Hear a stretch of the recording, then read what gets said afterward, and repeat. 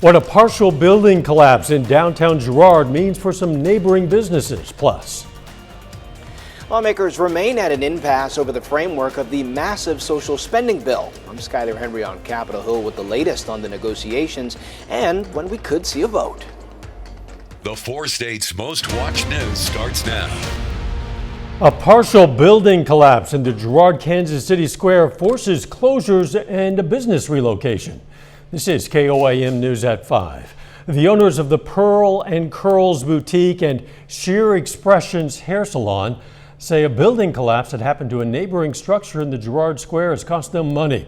The salon was forced to shut its doors while the boutique is currently renting another location to stay in business. Both of these owners say they're especially frustrated because they've complained to their city council repeatedly about the need to enforce building codes and keep the square in good shape.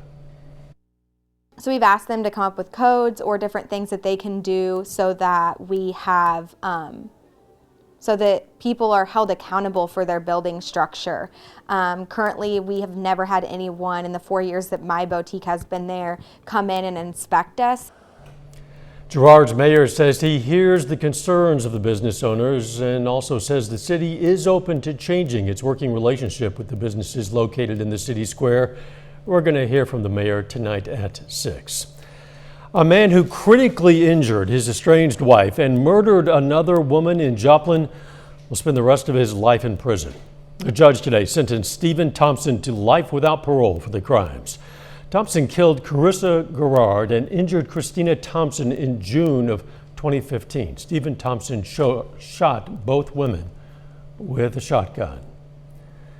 Doug Hetty, the rain has ended. We need a bit more sunshine. We do, and we are getting some sun in our western counties, but most of us still kind of socked in with the clouds. You can see all the showers now over towards Springfield, central parts of Missouri, but on the Missouri side, cloudy skies. And then once you get just west of Pittsburgh, Girard, Columbus, you do get some sunshine. So a little peak or two of the sun as we go through the evening hours, but that should be just about it. But as the clouds clear out tonight and our temperatures drop, we actually have frost advisories in our western counties. I think most of the metro will stay just above that mark, but it's going to get kind of chilly. We're sitting near 50 in Missouri. And then once you get into Oklahoma and Kansas, about 10 degrees warmer because of that sunshine, and that's helping the temperatures out just a bit. Still kind of breezy. We got these northwesterly winds kicking in at about 10 to 20. We are going to see sun for the weekend. We're going to look at that here in just a bit. See you then. President Biden kicked off his overseas trip with a friendly 90-minute meeting with Pope Francis.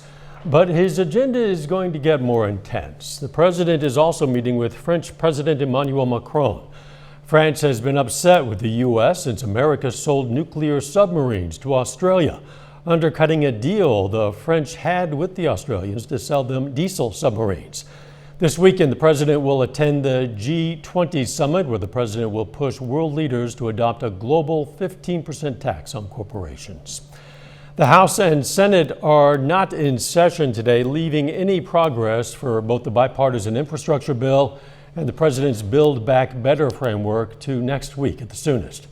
Before leaving for Europe, President Biden made a last-ditch effort to unite his party around the path forward. Skyler Henry has more from Capitol Hill. The White House continues to push the $1.75 trillion Build Back Better framework.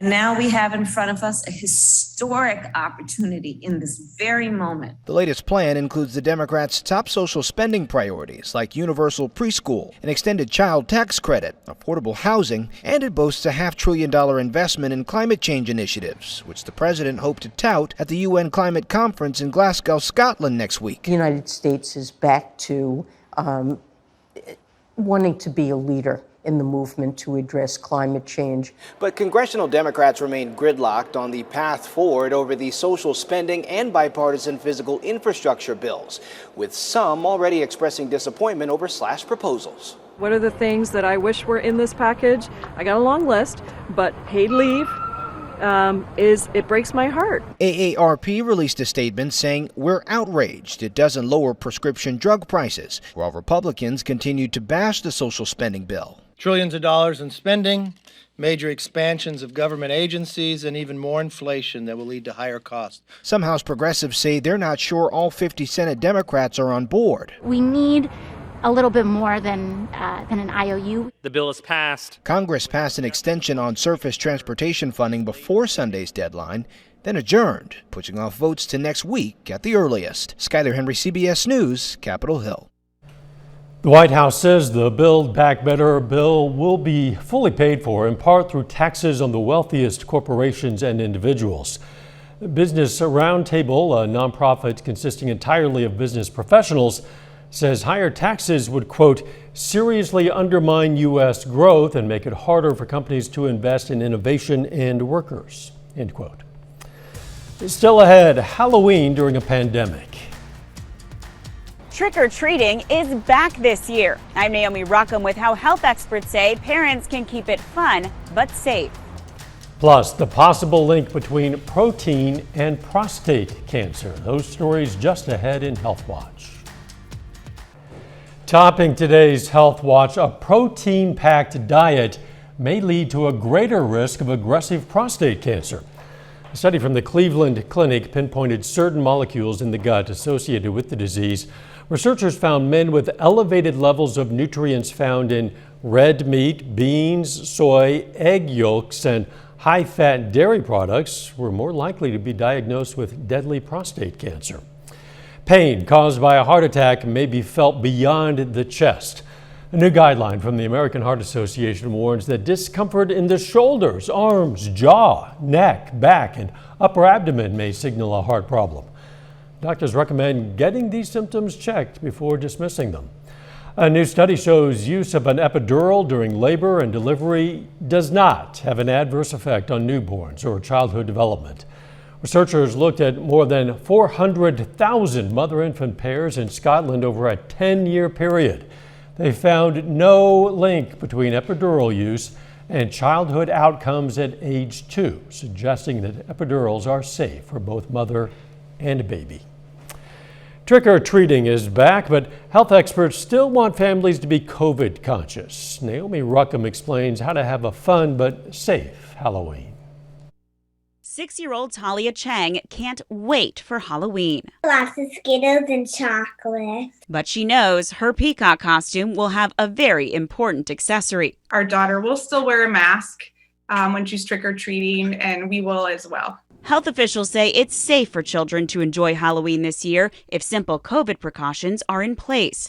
Dr. Mercedes Carnathon with Northwestern Medicine says everyone should mask up, especially if you welcome trick-or-treaters at the door. There's no way to predict the density of children who are going to come together, and there's no way to know which households they're approaching, whether or not those adults are vaccinated or unvaccinated.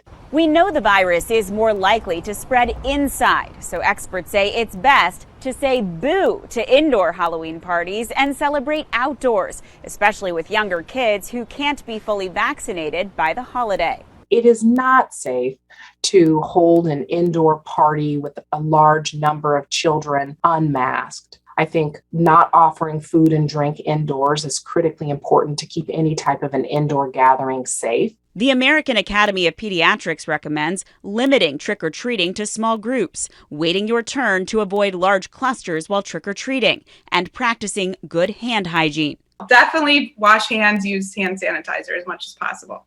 Like last year, Talia's family is keeping it safe with a table of treats in the driveway. And this little peacock knows what's best. I wear my mask to be safe, so it can be a sweet Halloween for everyone. Naomi Ruckham, CBS News, New York. Cute kid. The American Academy of Pediatrics also says that costume masks are not a substitute for a face covering to prevent the spread of the coronavirus.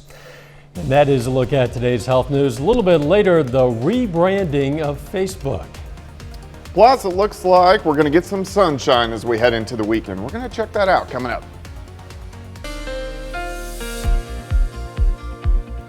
Well, it's turned out to be another gloomy day for us today, but at least we are going in the right direction. Finally, we are getting some sunshine, at least in our western counties on the Kansas and the Oklahoma side. It's still cloudy in Joplin, but a little bit of sunshine. trying to peak out, at least as we go through the next few hours. Not much rain today, only 3/100ths of an inch, but look at the month, pressing 8 inches of rain. For the year, we're over 46 inches of rain. We're above normal by almost 7 inches of rain. We've had a lot of rain. In October, we average about 49 inches of rain for the entire year, and we're getting pretty close to that mark.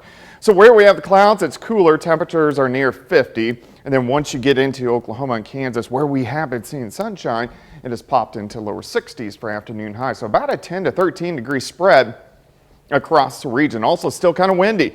Northwesterly winds at about 10 to 20.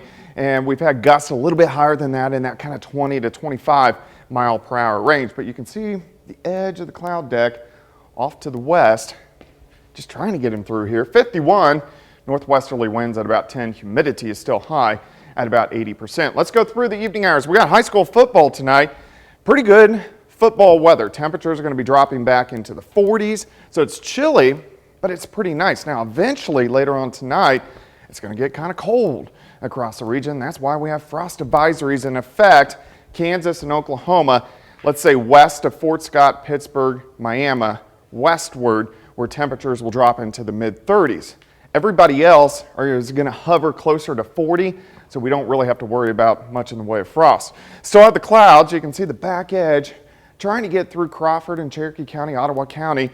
These will start to break up as we go through the next several hours. All the rain staying across central, eastern parts of Missouri as this big storm system is wrapping up and heading away from us. If we look out toward the west, there's not much going on. That means we're going to have a pretty good weekend on tap for us. Clouds break up through the evening hours. Let's go into tomorrow morning. Look at the temps, upper 30s to near 40 degrees. Plenty of sunshine for us tomorrow. We warm up into the 60s, so it's going to be a pretty good day. We'll start at 40, 58 by noon, high temp 63, northwesterly winds, not as strong as what we have seen over the past couple days. Tomorrow night, we drop back into lower 40s again. Then as we head into Halloween, a little bit cooler as a cold front rolls through Sunday morning, but I think Sunday looks like a pretty good day. And then Sunday night, we'll start to get some clouds increasing ahead of our next storm system, but overall, it looks pretty good. All right, so trick-or-treaters, if you're heading out, at least we're going to be dry. Look at our temps. We'll drop back through the 50s into the 40s, but overall, not bad for trick-or-treating. 63 tomorrow, 60 on Sunday, and then back into the 50s all next week. Rain chances increasing again by Monday. But isn't it nice? It's clearing up just in time for holiday weekend. Yeah, and your birthday. Happy early birthday. Thank you, thank you. You have the moves of that mummy, by the way. I know, pretty good move. Yeah. I'd like to see you try it. Coming up, the rebranding of Facebook. First, though, we honor a local World War II veteran. Henry Hooper Jr. served in the U.S. Navy, stationed in the Philippines and New Guinea. His hometown, Lamar, Missouri. And we are proud to salute Henry Hooper Jr. He's tonight's four-state hero. Topping today's Consumer Watch, Facebook has announced it'll now go by the name Meta. CEO Mark Zuckerberg says the rebrand is meant to usher in a new era of the web, one where he'll spend more time in virtual worlds. We all will. The shift at the company comes as the social media giant faces widespread criticism over how it operates. 60 Minutes Plus correspondent Lori Segal spoke with the company's chief technology officer and has this report. Our company is now Meta. For Facebook, the future is near. An embodied internet where you're in the experience, not just looking at it.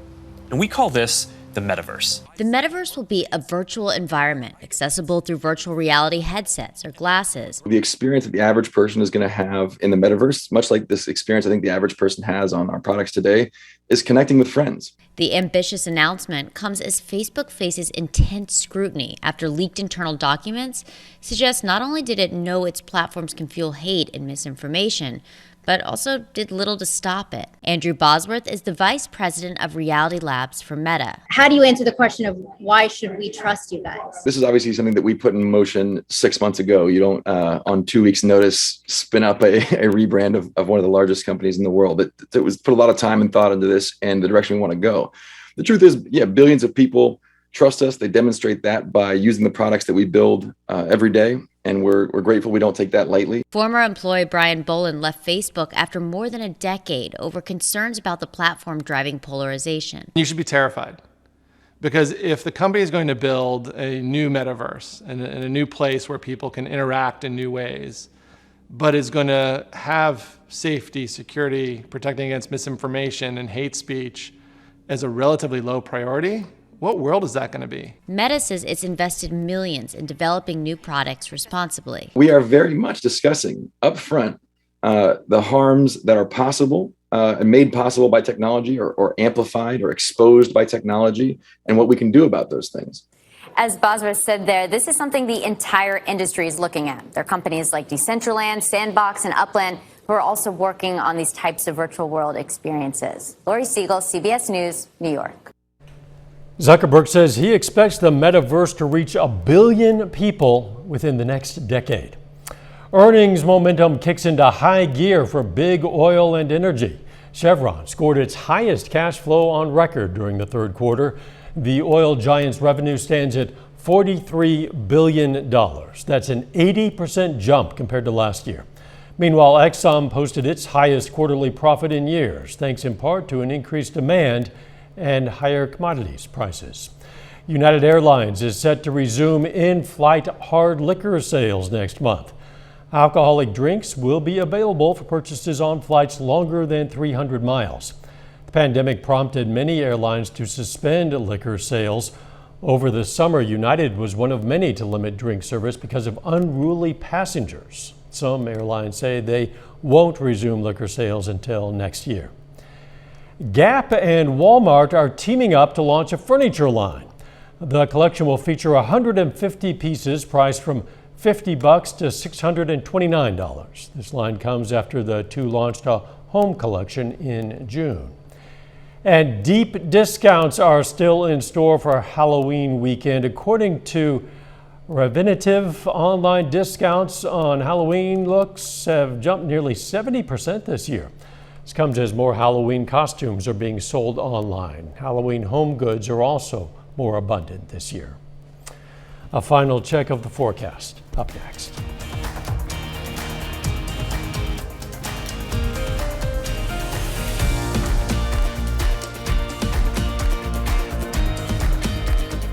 Just ahead on the CBS Evening News, challenges facing President Biden on his overseas trip. Then on KOAM News at 6, more on the partial collapse of a building in downtown Girard and the response of the city and business owners. Plus, we're going to check out Wolfman's House of Screams in Carl Junction, and we go live to the site of tonight's Joplin Eagles playoff game against Lee Summit. Stay with us for the CBS Evening News and then KOAM News at 6. Look at this, a virtual meeting of Minnesota House Committee featured a guest appearance. Minnesota State Representative Carly Kotziewicz had the floor when soft cooing was heard off screen that immediately grew louder. She then picked up her toddler, who decided to grab at her face, climb over, Mom, while she continued to keep on speaking. Didn't lose a beat after trying her best to maintain her composure and doing pretty well. The mom finally tossed to another speaker. She said she was being attacked by her 15-month-old. Hey, some brave men today helped to wrap up Breast Cancer Awareness Month in style, high style.